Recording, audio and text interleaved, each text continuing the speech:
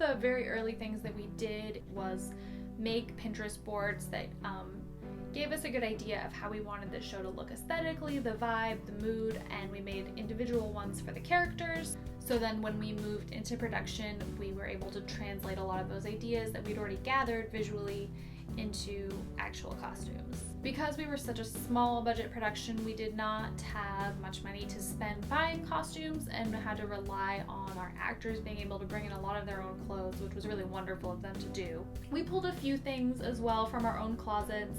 We all had input on the costumes. I think I spearheaded that a little bit more. I personally have always had a huge interest in fashion and costuming and how people in real life use their clothes to express themselves and to give the people around them an idea of their personality. In our final pre-production leading up to the shoot, I made a document that was both for us and for the actors to really nail down how we wanted the characters to look. So I described kind of the general vibe and sort of things that I thought characters would wear, as well as some ideas for specific episodes. And then the actors were able to send us pictures of what they had in their closet that might align with that vision.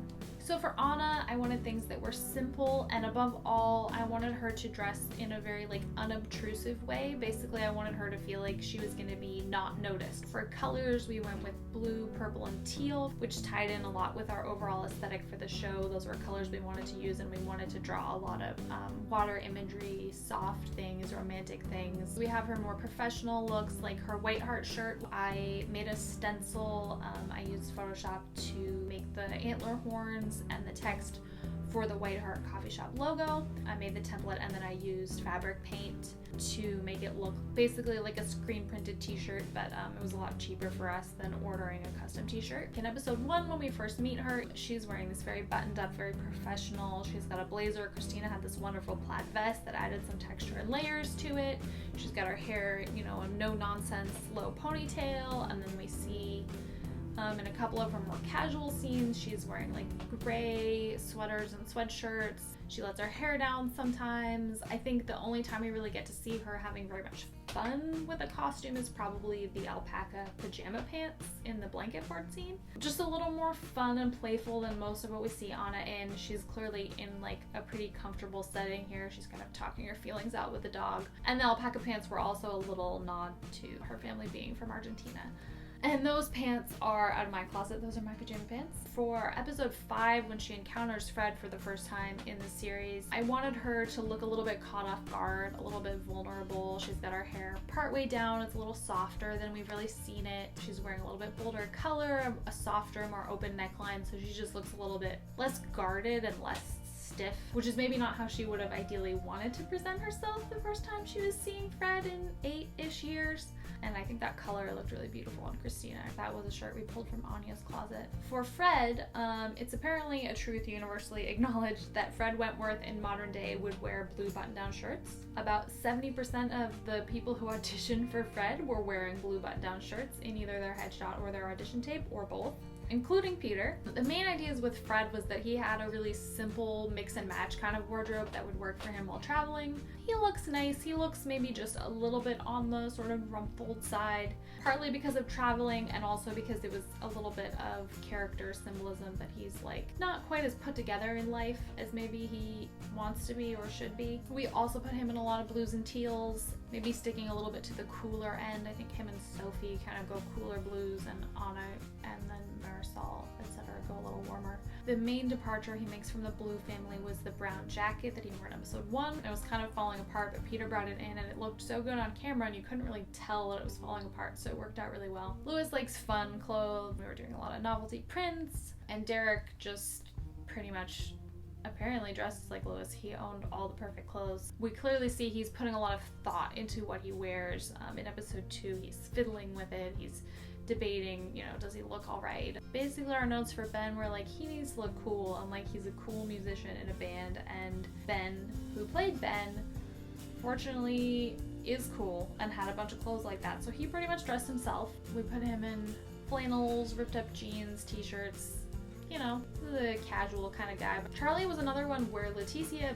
basically dressed herself. She wrote to us being like, do I need to hide that I have an undercut? And we were like, no, it's perfect that you have an undercut. And she had a lot of the good neutral earth tone shirts and jeans. Marisol, she's the most free with the way she dresses. She's fun, she's artistic. I think for her it's a big point of expression, even when she's having a bad day with her arthritis and maybe is wearing something comfortable around the house. I think she's still got pops of color and embellishment. We definitely put the most accessories on her. And again, Gabby had a lot of fun stuff, supplemented with a few things from my closet. She did fun lipsticks, we had florals, we had stripes, more artistic stuff. The sort of impressionist painting shirt she wears in episode 2 I thought was really cool, and Gabby brought that in.